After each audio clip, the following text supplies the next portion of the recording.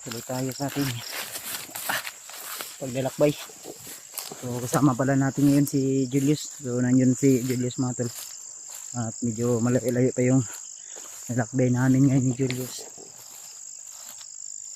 So ayun, yung bundok na yan, dyan pa kami papunta. At may parang usok dun sa ano yan. So malayo pa yan tol. Kaya huwag na kaming magkumpiyansa, baka may mga kalaban na nakaposting o di kaya ay nakaaligid sa area na yan. So ang bundok na yan tol, dyan po kami magpatuloy sa paghanap kay Master J. So may nadaanan kami dito ano, parang mga ano to, farm ng limon situan. Ayan, so medyo madilim na talaga at walang maayos na signal dito banda tol. Kaya kung sakaling man hindi namin agad ma-upload ang video na ito, ay pagpasensyahan nyo na tol. Gawa ng mahirap po yung signal dito, mahirap tayo makahanap ng signal. Kaya siguro mga 3 to 5 hours siguro makakarating na kami dyan sa bundok na yan. Kaya habang may umaga pa ay patuloy pa rin po kami ni Julius sa aming paglalakbay. So ayan o, grabe, medyo pagod talaga. Pero salamat sa mga taong nagbibigay ng mga blessing tol para may ano po kami, madala kami sa bundok at may mga gamot tayo na dinala na kailangan natin sa ating pag-explore. Kaya siguro may hahanap kami ni Julius ng maano mamaya, relaxan. Then baka bukas ay patuloy kami sa aming paglalakbay hanggang sa doon na talaga mismo kami sa area. So siya nga pala mga tol, si Eugene Adventure, kung naalala nyo ay nakontak din namin nyo at yun, at ang sabi niya ay aakyat din daw siya para sasama din sa pag-i-explore. Kaya hinihintay ko rin yung kanyang tawag o chat kung saan na siya ngayon, dahil naglalakbay din yun tol. O di kaya doon na kami mismo sa area magkita-kita habang kami po ay naglalakbay. Kaya unang-una sa lahat, ako ay nagpapasalamat sa Panginoon at siyempre sa asawa ko at siyempre sa lahat ng mga solid nating taga-subaybay, mga silent viewers, lalo na kay Tita Hilma, kay Tita Nida Binalangbang, at kay Tita Rosie at Tita Hilma, Mami Bibot, kay Tita M. Victoria, kay Ate Nadim, kay Ate Heidi Gregorio. So shoutout po, at siyempre kay Nanay Rosa. So kami po ay umakyat at dumaan po muna kami kay Lolo Ambo, pero hindi na kami nag-video. At sabi pala ni Lolo Ambo tol na may babala siya sa atin na dapat huwag tayo magkumpiyansa, lalo na sa area na ito ay hindi lang agimat yung taglay na kakayahan ng mga bandido dito na nakapalibot sa area na ito, kundi may mga commander na talagang walang puso o walang kaluluwa. Kung baga yung kanilang kaluluwa ay sinangla na nila kay Satanas. Kaya huwag tayong kumpiyansa. At kay Nanay Rosa, Unay, nasabi ko na po yung inano mo sa akin para sa iyo. So salamat po. So siyempre si Lolo Ambo ay nagpalipad ng dasal sa inyo tol, sa lahat ng mga may sakit dyan. So pinaliparan po kayo ni Lolo Ambo ng mga dasal para gumaling din kayo.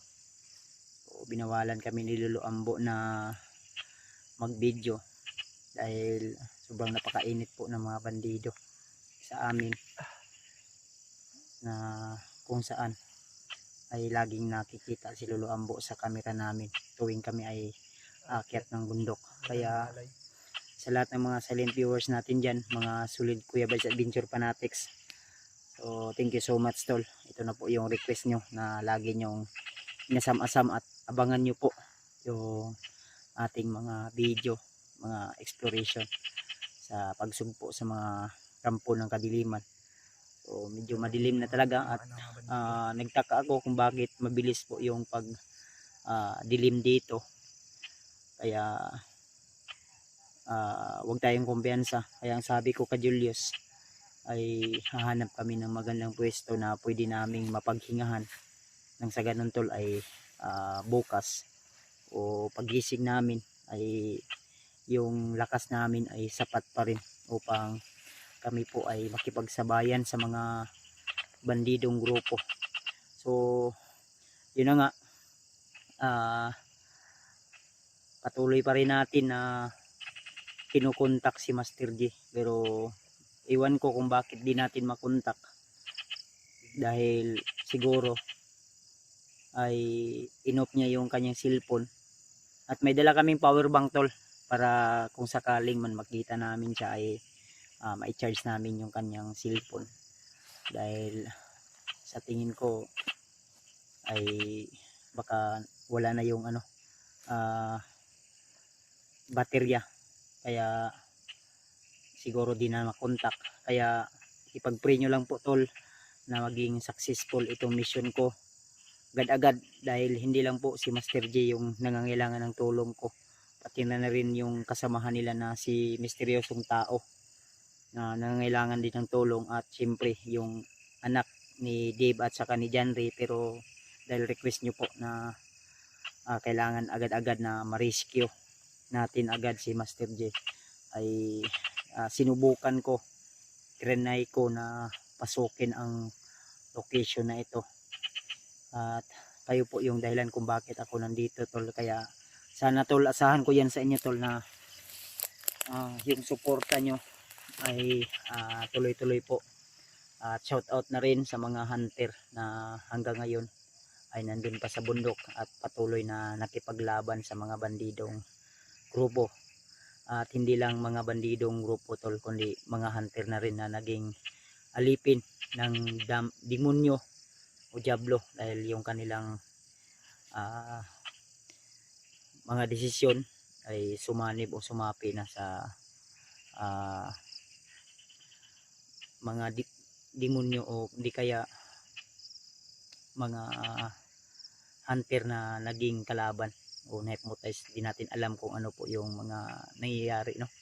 Bakit yun yung mga kaganapan. Kaya ipagdasal nyo lang tol na sana kung may mga ganun man nga mga kaganapan, sana ay hindi mangyayari sa amin, dahil napakahirap na yung kaibigan mo ay maging mortal mo na kalaban.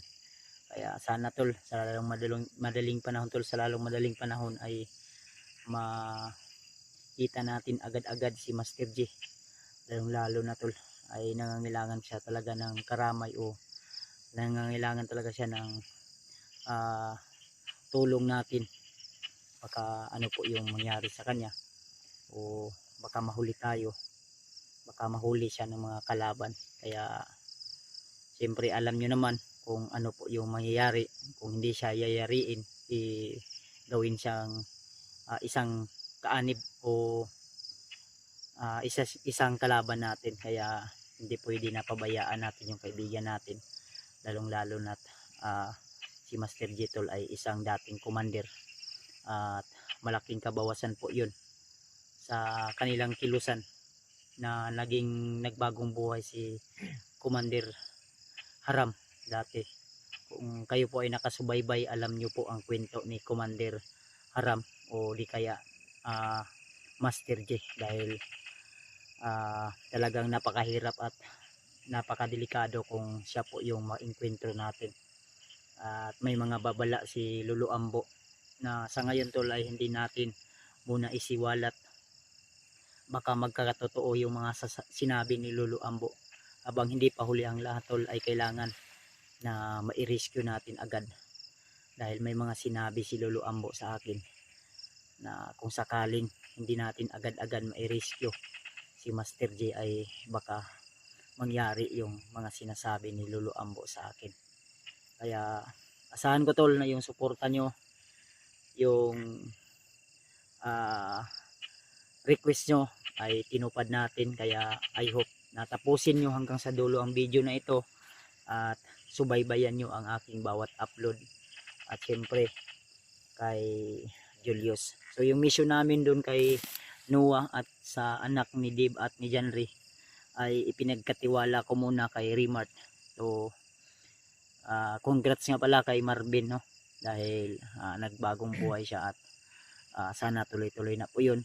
At salamat tayo sa lahat ng mga laging nagdarasal para mailigtas natin agad-agad yung pamilya ni Marvin, yung asawa at anak. Kaya masaya ako na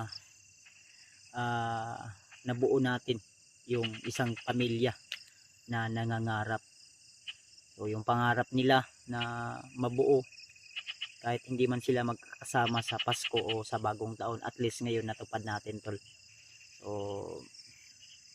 yun nga, pinapos man tayo sa aking pamilya na maibanding sila, pero gawa ng marami tayong kailangang unahin, kaya babawi na lang tayo sa susunod tol. Kaya sa lahat ng mga solid viewers natin dyan na laging nakasuporta at nag-aabang sa aking mga video tol, so samahan nyo ako hanggang matapos ang mission na ito tol.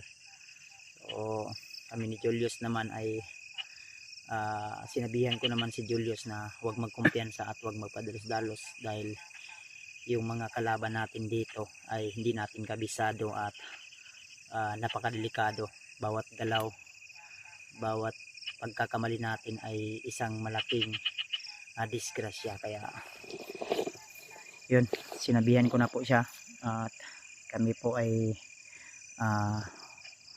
patuloy ngayon sa paglalakbay hanggang sa makahanap kami ng pwede naming mapaghingahan, lalo na gabi na tol, no? At buti na lang ay yung buwan ay hindi guys masyadong malaki, dahil pag oras ng takdol o full moon ay yan din yung oras ng mga paggalaw ng demonyo o diablo, dahil nagre-ritual po yan sila at nagpapalakas, dahil yun po yung paraan nila nang sa ganun ay maging matibay yung kanilang mga angkin na galing sa agimat.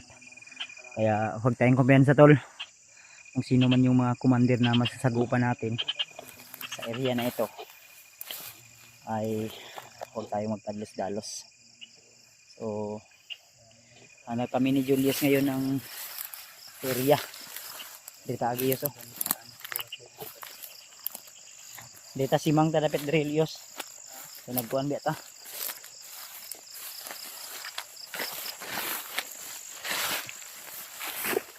Ay ka. Drelios okay murag na kuhan diri.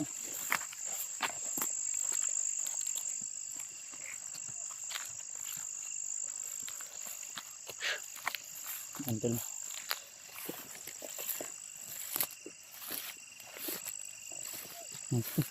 Saba lagi yun.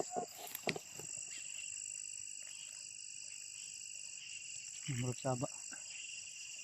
Ayun. Nganit ito ko.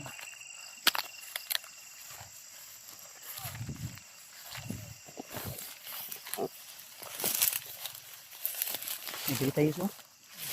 Pwede tayo mag-relax so. Lalong ba na yung murag kuhan raw. Pwede na ito mga kuhanan. No? Pwede murag alanganin dito sa unahan ta. Gimay.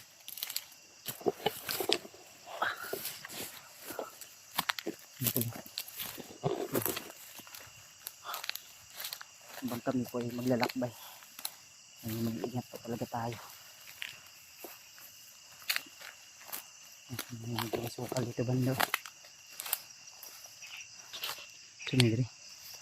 Sapa. Ilog maniyos. Asan ta mga yan? Magdirita. Pwede po ta diri. Sok-sok ta diri. Wag lati man. Diya tagi.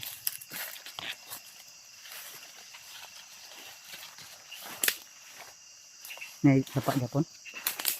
Dito sa tatambay oh.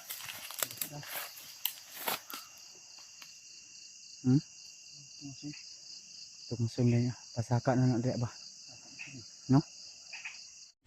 Isang mapagpalang araw sa inyo lahat mga tol. Welcome back ulit sa ating YouTube channel at nandito na naman po tayo ulit no sa bundok. So ito na yung area na sinin sa atin ni Master J at kasama pa rin natin walang iba yun si Julius mga tol. Ayan. Hi Kayos. Ayan tol. Magandang umaga po sa inyo lahat tol no. So may mga naririnig po kami mga boses tol. At siguro nasa malayo yan. Dahil may kahinaan po yung boses na naririnig namin. At shoutout muna natin yung mga solid nating silent viewers dyan, mga solid Kuya Bads and Danger Fanatics. So ito na po yung request nyo na tulungan natin si Master J. So shoutout po lalo na sa mga kaibigan nating OFW, mga hindi nagsasawa na suportahan ako sa aking YouTube channel. So shoutout po lalo kay Tita Hilma, kay Mami Bibot, kay Tita Rosie, kay Tita M. Victoria, kay Ninang Josephine Kelly, kay Ate Dailin Choy. Shoutout po. Siyempre kay Ate MD Daos, kay Ate Nalim at Ate Gregorio. Shoutout po. So, mapagpalang araw. Kay Ate Jersey Ribas. So shoutout po. Magandang araw, magandang umaga. So ingat lang po kayo lagi sa inyong mga trabaho. So shoutout sa lahat at mapagpalang araw po. So tuloy po tayo ngayon. Habang tayo ay nandito sa bundok ay kailangan nating mag-ingat gawa ng napakahirap po talaga dito sa bundok tol, lalo na tayo ay mabihag o kaya matamaan ng mga malalakas na orasyon. Kaya iba yung pag-iingat yung kailangan nating gawin tol, nang sa ganun ay tayo ay hindi mapahamak. So tapos na po kaming kumain ni Julius at tayo ay tapos na rin na nanalangin. So sana gabayan tayo ng Panginoon sa ating paglalakbay, naway ilayo tayo sa anumang uring kapahamakan na yun po yung maging sagabal sa ating paglalakbay. Kaya tuloy tayo tol. Sana ay matagpuan natin agad si Master J kung saan man siya ngayon. Medyo layo-layo na yun tol. At kulang man tayo sa tulog pero laban pa rin. May mga bakas kaming nakikita at may mga naririnig din kaming mga boses na hindi namin alam kung saan banda. Gawa ng masukal po yung area.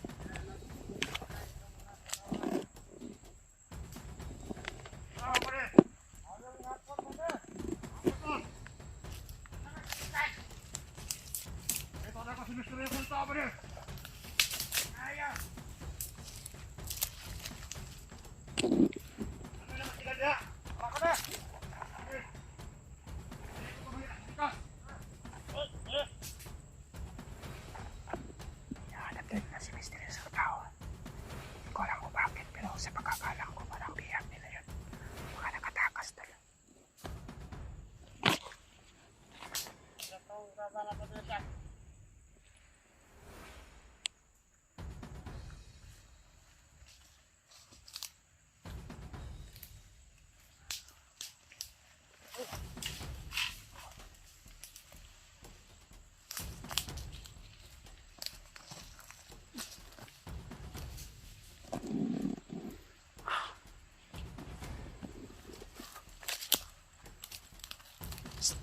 Yes.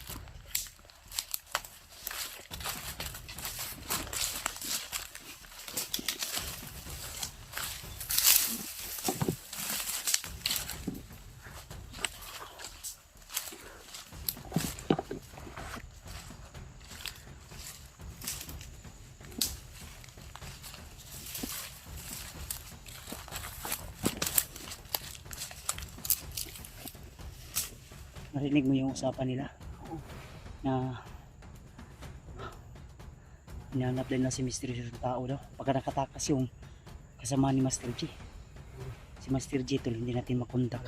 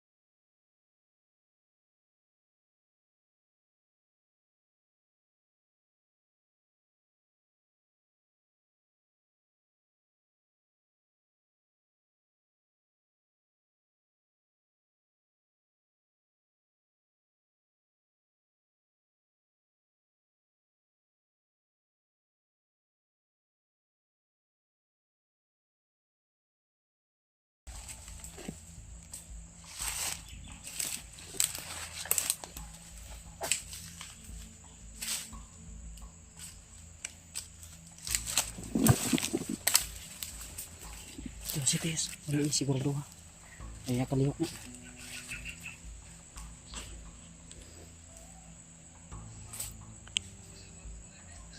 Hintay na nila. Stop, please na.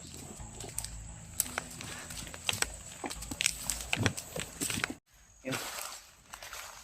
Tuloy tayo tol.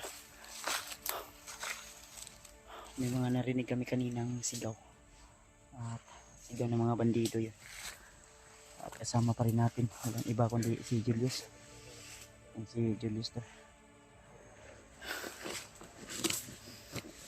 Patuloy pa rin po kami sa pagkipaglaban tol. Yung mga na-encounter namin kanina may mga taglay na orasyon. At buti na lang ay naano namin. Natalo namin. So kuya ay. Patuloy pa rin kami tol dahil may mga sigaw kami naririnig. At kailangan din namin mag-ingat. So shoutout sa inyo lahat dyan, sa lahat ng mga silent viewers natin na laging nag-aabang sa ating mga bagong video. So, tuloy lang tayo tol hanggang sa mahanap o makita talaga natin si Master J. Dahil talagang nangangailangan siya.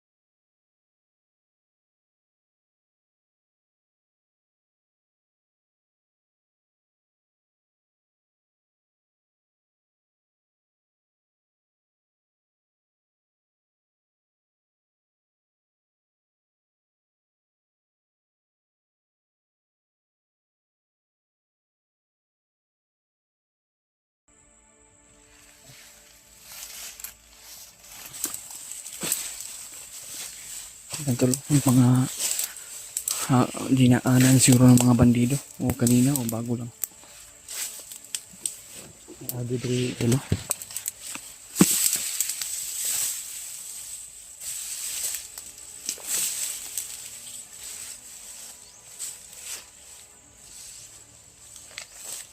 Ulit tayo pelos dalos yus.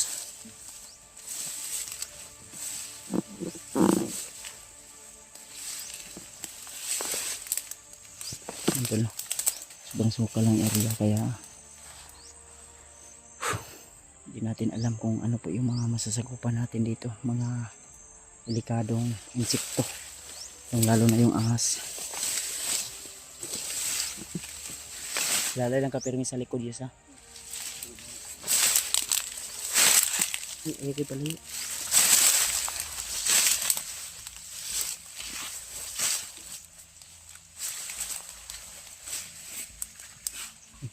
May tao yus, may tao. May tao sa namin. Saan dito lang? Nakita ko din sa na may tabo ng ulo. Sintawanan ni. Pinsa kasi makwanta.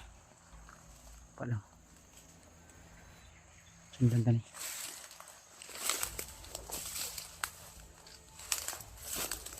Lidan ba? May murag na siya kamang yus. Para may ikon siya. May ginagapang.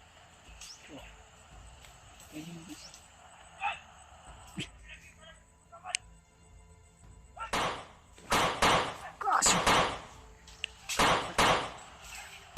Kilakman sila. Damay. Binaril siya, binaril. Ha? Sino kaya yun eh? Ipangita nila. Wah, ang kukod. Ang baril yan. Iyos.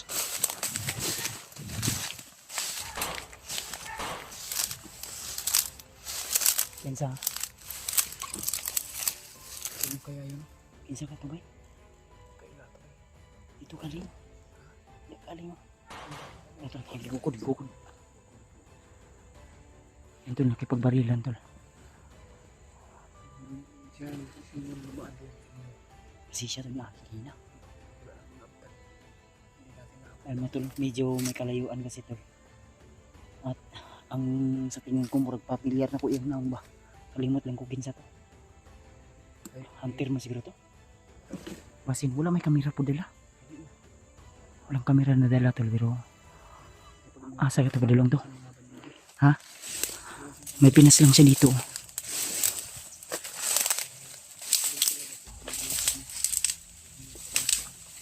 Pensa. Ngayon, may pinas lang siya dito tol. Pinalo niya ng baril tapos inorasyonan.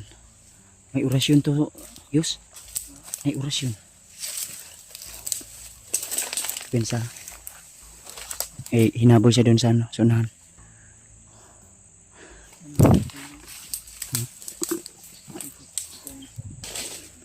Na-encounter niya ulit.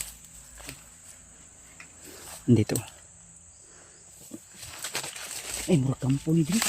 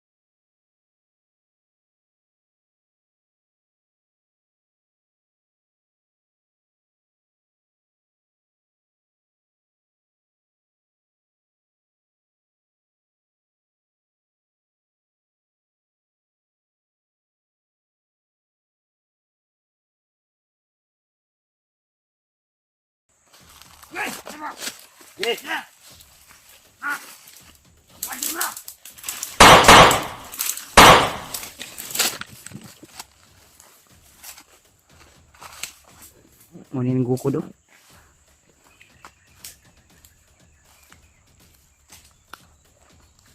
Nasa ka ito yung guko di agad.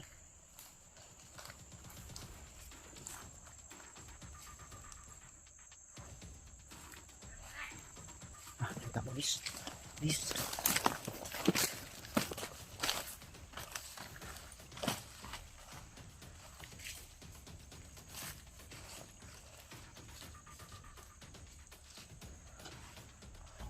Tigtayos.